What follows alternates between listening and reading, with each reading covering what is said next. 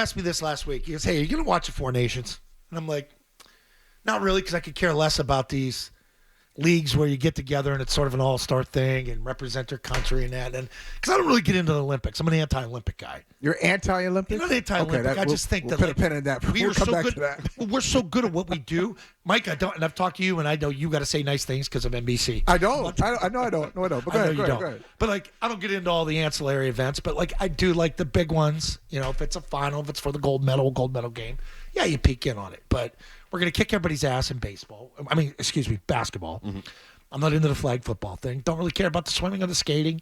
I do like the hockey. So you are anti-Olympics. Yeah. Not a track and field guy. Not gymnastics. You don't like all the great moments. Mary Lou Retton over the years. Carrie Strug. You can do it, Carrie. You can do it. You don't remember Bella. That was all fake. That was all fake. Carrying her out. It's good drama. I don't care if it was performative. It was good. I mean, if you're going to snap an ankle or two, I'll watch that. Like, if you show me the glory. I know. You can snap an ankle in gymnastics, though. Or the one video of the floor dismount where both knees went the other way where they're not supposed to go. Like, that stuff interests me.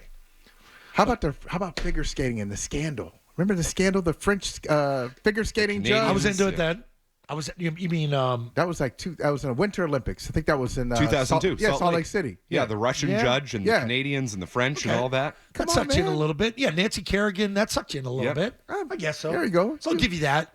Ben Johnson, like, hyped up, doped up out of his mind, thinking like, "Oh my God, I've never seen anybody run that fast." No, you haven't. But he had the good stuff. These hockey really athletes, had the good stuff. They're whacked, man. They're sick in the head. Like, they got a gene that nobody else has. And, like, you hear them talking about, like, interviewing the Kachucks and that. And, hey, have you ever thought about I've been thinking about this game for 9 years.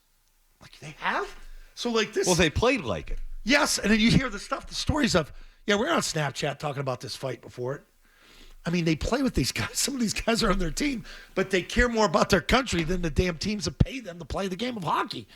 And to think that they were on Snapchat prior to this saying, this thing's going to go down this way. And they're like, yeah, that's good. Let's go. And everybody else is okay with it. It's phenomenal.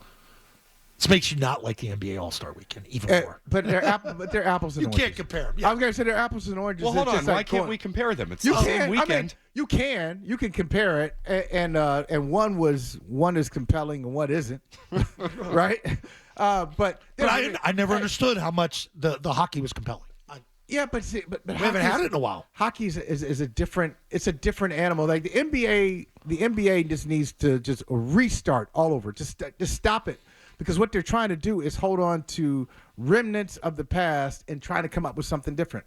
This is the game changer. And Jackie McMullen, the great Jackie McMullen, wrote about in her book, When the Game Was Ours. It's a book on Larry Bird and Magic Johnson. So she's talking about the defining moment in the All-Star game. It was like in the early 80s. They went to the commissioner, I think Magic and others, like, look, we got to have some music. We got to have some fun. It's kind of straightforward. It's boring. And then, Marvin Gaye did the anthem. It was one of the great at the Forum. So the NBA All-Star Game is a family reunion. The NBA All-Star Game is that's the roots of it. It's a cookout. So I like cookouts. You can't, right? Okay, yeah, but at the cookout, you know what will end the cookout very quickly? Bad potato salad. Well, bad food. Cold lemonade. I mean, warm lemonade. And conversation that's too serious. Some aunt or uncle that starts a political conversation. So I was going to say, somebody comes in. Go to any Thanksgiving dinner and it ends early because somebody had to open their mouth. So somebody comes in talking about political theory. You're like, oh, man, we're just having a good time. We just try to put on some Maze and Frankie Beverly for the soundtrack. Come on now. What are we doing here? So Four Nations is not a family reunion. Four Nations, it's personal. It's nationalism. Oh, what? U.S. Canada? They're booing our anthem? Oh, we're fighting? We got 3 fights in the first 10 seconds? That's great. That's what it's about. The NBA is never going to be that. No. So that's not what it is. So they just got to restart and say, what do you want to do? Do you want to have Kevin Hart annoyingly interrupting the action every 15 minutes? Or do you want to play ball? He got on my damn nerves. I got to tell you what. Kevin Hart got on my damn nerves yesterday. How about that? He did. That's what he's supposed to do. He did. It was too much. He's so little, too. I mean, I don't care how tall he is. Just get out of the way. Get out of the way. They're doing an intro, and then here comes Kevin Hart. Like, what are you bringing to the table? Mr. Funny Man. He's Universal Funny Man. Okay. See, this is the stupidity of the NBA. Okay, let's get the most. One thing in Ryan Seacrest. This is like when people want Ryan Seacrest to host everything. Like, oh, let's get the funniest little man out there. Oh, it's Kevin Hart. We can poke fun at his height with our 6'7" guys and all that. Yeah. But Zoe McCarthy, would that happen at Four Nations? No. Right. So it's a completely different. It's a real they're game. trying to entertain and then kind of throw in and basketball. Oh, by the way, there's a basketball game. Whereas Four Nations is, we got hockey, and you're going to be entertained by the product on the ice. That's our. We don't have a comedian in here. Yep. We're not trying to do TNT. Talk about self-indulgent. We know what your last season. So you're going to spend 25 minutes talking about the greatest moments of TNT. I mean, there's a time and a place for it. But All-Star Weekend, they try to jam in. It's like an infomercial. They just jam in everything. Too many activities in it. Keep it to the wanted- game. Keep it to the dunk contest. Keep it to the three-pointer. Just give me some ball. I just want to play ball. But the problem is, those competitions aren't good enough. So you need to try to manufacture entertainment. You need to manufacture the event. That was the beauty of the Four Nations thing over the weekend, is none of that is manufactured. Pure is a great way to describe Pure it. hatred. Wordsmith, Scott Zolak. That's right. Nail on the head. Pure. Got it. It was pure. We're going to try to prove that our nation is better at this sport than your nation. Even though it's your sport, you think it's your sport, and you haven't won the Stanley Cup. A Canadian team hasn't won the Stanley Cup since 1993. But it's your sport. I felt like it's the 4th of July on Saturday. You care about it more than anything else. Yeah. You care about it more than anything else, and we're still gonna beat you. Because we're Americans and we care about our country. And that's like, that's right. Oh yeah, I sat there and watched every minute of that. I don't know if that would have happened if we didn't get that fight at the beginning. I probably would have checked out. I mean, like, you've got to be kidding me. And I'm like, oh, this place is lit. That Cap Bell Center was lit. But the game itself was great, too. Like, if the game sucked, maybe you would have said, okay, the fights are manufactured. Because in some ways, the fights, they were prearranged. But it's because the guy, they actually, they hit. This is not Kevin Garnett waiting for, one of the Knicks players because of Honey Nut Cheerios. Yeah. A point while somebody's holding him back. I'll hit you. No, you won't. McAvoy's. By the way, Zoe, it was the other way around. I'll tell you. I'll tell you off the air. So was Carmen. I actually saw. I was at that game. I was there. Right, and Melo was waiting by the bus. What would Melo? He was waiting. Killed him.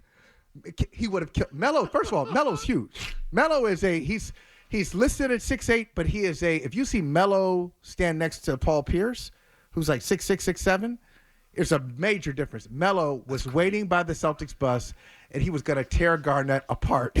And it took Doc Rivers to be like, hey, Melo, hey, come on, man, this is not you. Melo was like, yes, it is. Yeah, this is me. This is me. He was authentic. Disrespectful. That's authentic. He felt that way. That's pure, and that's what you got with the hockey game over the weekend, the hockey tournament. And, you'll probably get a little bit more of it today. Yeah. With Canada, they still control their own destiny, trying to, earn their way to the final against the U.S. on Thursday night. Like that, this is normally the worst weekend on the sports calendar. It really is. Well, this is mid-July, yes. Yeah, but I mean, baseball All-Star weekend. At least you get actual weekend activities. Word. Tell me you're not rooting for Canada. Oh, you have to. Get back. Hey, listen, as a ticket holder for Thursday night, let's run it back. I'm going to be so disappointed if it's Sweden. Gary Bettman better have this game rigged beyond belief. Get the Russian judge out there, whatever you need. Sure, they have tickets. I have tickets. Cheapest to get in is $1,300 right now. Most expensive ticket for Thursday is $5,300. I'm not selling. Not doing it. What? If it's USA Canada, Are you lower level? I'm Loge? I'm Loge. What do you mean you're not selling? I'm not selling. Everybody's got a price. I got a price. Everybody has Matt a price. McCarthy, you're telling me that you don't have a price. What if I said? What if I said? What if I said? How about the pause? I got the tickets from He work, said, and I think it would be disrespectful to the people who. Oh, that's a gave me problem. the Right there, tickets. you can't sell. I can't sell. You'll never get tickets again here. $10,000 though. Okay. Maybe I'm selling. Well, they want to cut. Yeah. They always want to cut. I would take care of the person who hooked me up. I was going to say, I'm not selling. I think they would understand. I already promised my brother. I mean, I texted him the second I got these tickets. I said, "Listen, I don't care what you're doing Thursday night." You didn't think it was going to be this, though. No, but I knew it was going to be good, Potentially. which is why I asked for tickets for the final. I didn't know it was going to be this. Oh my God! I mean, you see that McDavid goal the other night? I've never seen McDavid in person. Yeah, that's worth $1,000 at we least. We did Vegas. It's going to be awesome. Unbelievable. It's fun. I can't text my brother and be like, "Hey, buddy, sorry, I sold the tickets." I can't do that. I'll be disowned. Older brother or younger brother? Younger. All right. Hey, bro. We're gonna. I got some. Listen, here's the bad news. I sold the tickets. Here's the good news. I'm putting a little money in your pocket. Here's a little $3,000, $4,000 coming your way. Hey, look, we're gonna split that. Hey, we're brothers, man. We're brothers. We're gonna do this. Eat nice steak. We're gonna do this the right way. All right, we're off and running.